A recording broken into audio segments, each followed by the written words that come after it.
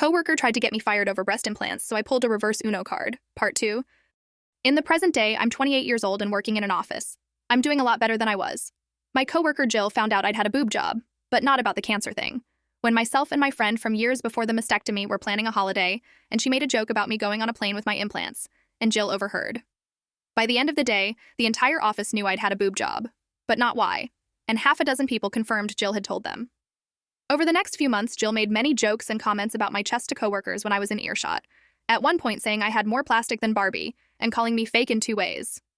I didn't hear this one myself, but a friend in the office told me that Jill had at one point referred to me as a sack of silicone. IDK, what her problem was exactly, but at one point she mentioned the NHS, so I assumed Jill thought that I'd got my tits done for free on taxpayer money. I'd gotten the mastectomy on NHS but gone private for therapy and implants. I asked her to stop more than once, but unfortunately the places I talked to her were places like the lift and the women's bathroom, where there weren't any cameras, and Jill just kept making comments no matter how often I asked her not to.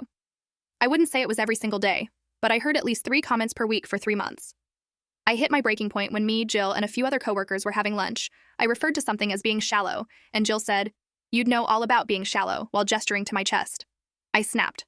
I said, "Do you know why I have these?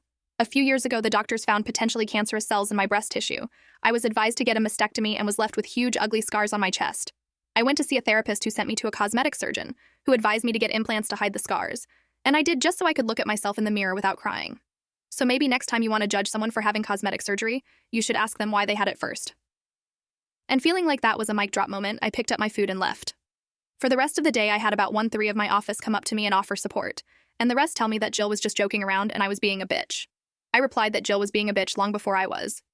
I then got an email from HR saying they wanted to talk to me the following day, and when I called for clarification, they mentioned a hostile work environment. Note, this is apparently an American term and holds little weight in England, but it's what was said over the phone. I knew the person who signed off the email and I'd spoken to. Her name was Debbie, and she was Jill's friend in HR, so I was fairly confident on who had reported me.